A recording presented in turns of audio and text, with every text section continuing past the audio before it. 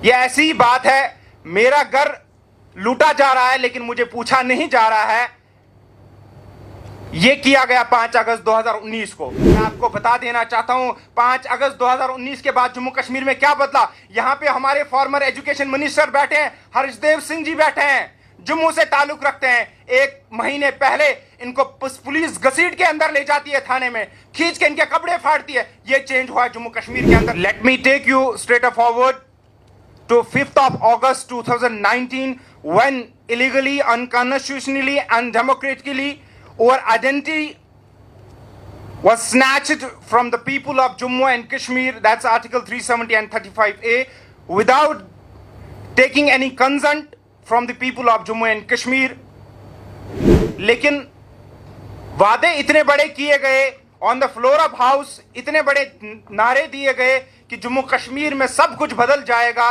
जम्मू कश्मीर में आप गोली का नाम कभी नहीं सुनेंगे, जम्मू कश्मीर में आप मिलिटेंसी का नाम नहीं सुनेंगे। लेकिन आज जब मैं यहां 17 जून 2023 को बैठा हूं, मैं आपको बता देना चाहता हूं 5 अगस्त 2019 के बाद जम्मू कश्मीर में क्या बदला। यहां पे हमारे फॉर्मर एजुकेशन मिनिस्टर बैठे हैं, हर्षदेव सिंह जी बैठे हैं, जम्मू से ताल्लुक रखते हैं। 1 महीने पहले इनको पुलिस घसीट के अंदर ले जाती है, थाने में खींच के इनके कपड़े फाड़ती है। यह चेंज हुआ है जम्मू कश्मीर के अंदर, क्योंकि ये अपने लोगों के लिए आवाज उठा रहे थे। इनको आवाज उठाने का हक नहीं दिया जा रहा। जो हमारे पास बोलने का हक है वो हमसे छीना जा रहा। यह आपने बदल दिया जम्मू कश्मीर के अंदर। वो कोई घर नहीं है जम्मू कश्मीर के अंदर, वो कोई कम्युनिटी नहीं है जम्मू कश्मीर के अंदर जिसने 5 अगस्त 2019 के बाद गोली ना खाई हो, चाहे वो सिख कम्युनिटी हो, चाहे वो पंडित कम्युनिटी हो, चाहे वो मुस्लिम कम्युनिटी हो। अभी आरती जी ने यहाँ पे एक बात कही कि कश्मीरी मुसलमान में कबील का क्यों नहीं है कोई, उनमें हॉक्सर जी कोई क्यों नहीं है। आपको उसके लिए आंखें चाहिए देखने के लिए। मैं बार बार हर स्टेज पे ये कहता हूं 1990 के अंदर जो कश्मीर के अंदर कश्मीरी पंडितों के साथ हुआ वो नहीं होना चाहिए। ब्लैक स्पॉट है in the history of Jammu and Kashmir as well as in the history of India. लेकिन मैं ये बात भी साथ साथ दोहराता हूं जो 1947 से आज तक कश्मीरी मुसलमानों के साथ होता आ रहा है, क्या वो सही है, क्या वो गलत नहीं है, क्या वो ब्लैक स्पॉट नहीं है in the history of Kashmir and in the history of India.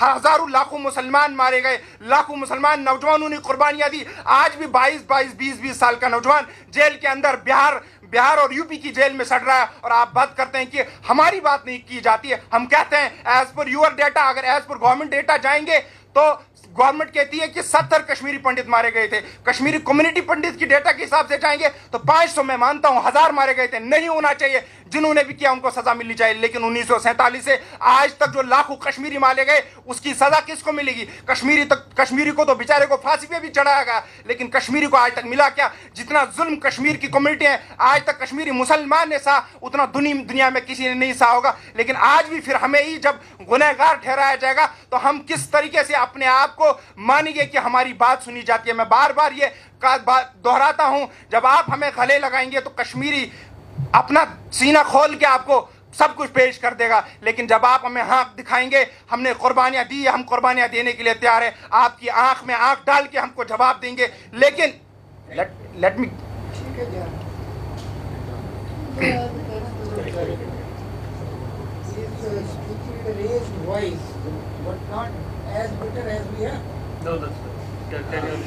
आधा मिनट और ले लीजिए। देखो आरती जी ने ही टुक 10-15 मिनट्स।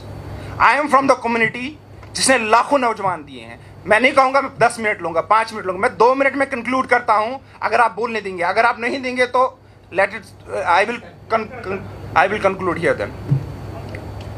अब रही बात 370 और 35A की, आप कश्मीर की बात छोड़िए, जम्मू कश्मीर की बात छोड़िए, मैं हिंदुस्तान की आवाम को बोलना चाहता हूं कि वो देखे जो जम्मू कश्मीर के आवाम के साथ किया जाएगा वो कल को आपके साथ भी किया जाएगा। वो तमिलनाडु के साथ भी होगा, आंध्र प्रदेश के साथ भी होगा, केरला और कर्नाटक के साथ भी होगा। आप मुझे बताइए आर्टिकल 3 का सब क्लास 3 क्या कहता है? क्या कहता है वो? आपको किसी भी स्टेट में कोई भी छेड़छाड़ करनी होगी, कुछ भी करना होगा, आपको वहां का कंसेंट लेना चाहिए। आप मुझे बताइए आपने वो कंसेंट लिया? जो आपने यहां सिस्टम खड़ा किया ना, जो आज आप चाहते हैं कि सुप्रीम कोर्ट जिस चीज पे मोहर लगा दे, मैं आपको कहता हूं जिस दिन सुप्रीम कोर्ट ने गलती से मैं नहीं कहूंगा, क्योंकि आपको पता है कि किस तरीके से जुडिशरी को पिछले कुछ सालों से चलाया जा रहा है, चाहे वो राम मंदिर का फैसला हो, चाहे वो बाबरी मस्जिद का फैसला हो, चाहे वो आर्टिकल 370 पे चुप्पी हो।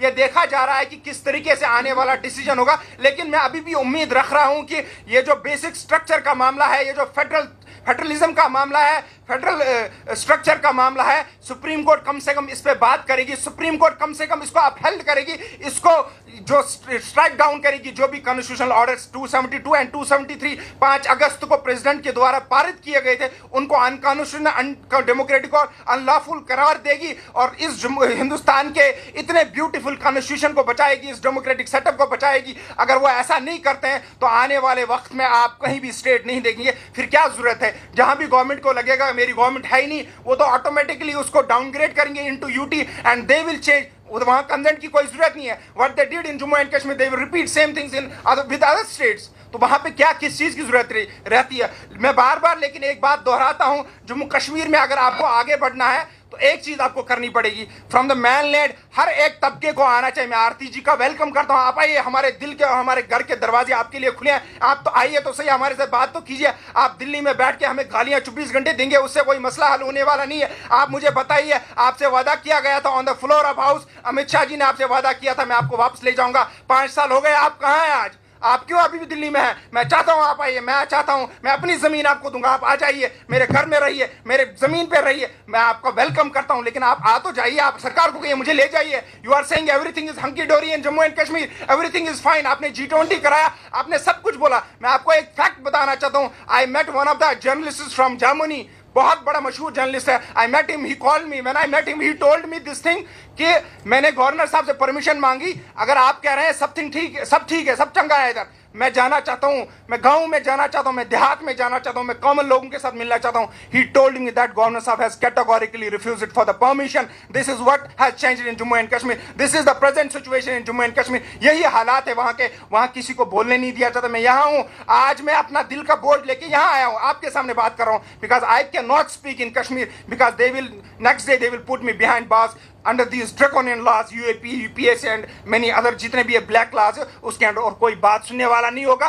कोई मुझे बाहर निकालने वाला नहीं होगा। ये है जम्मू कश्मीर के असली आज के हालात। मैं उम्मीद करता हूं जैसे आरती जी यहाँ बोलती है, वो एक बार वहां आए, अपनी कम्युनिटी को लेके आए, पूरी दुनिया को लेके आए, बात करें लोगों के साथ। आपके साथ जो हुआ मैं बोलता हूं, उसमें जो लोग मुलविस थे सजा मिलनी चाहिए। जो हमारे साथ था, जो हमारे साथ हुआ, जो लोग उसमें मुलव्वस थे उनको भी सजा मिलनी चाहिए और हमें मिलजुल के रहना चाहिए। लेकिन अगर आप इसी तरह से नफरत की जो दुकान को आगे बढ़ाते रहेंगे तो ये नफरत कभी खत्म नहीं होगी। आपको मोहब्बत से पेश आना होगा, मोहब्बत से हमारे साथ रहना होगा, गले लगाना होगा। Thank you so much.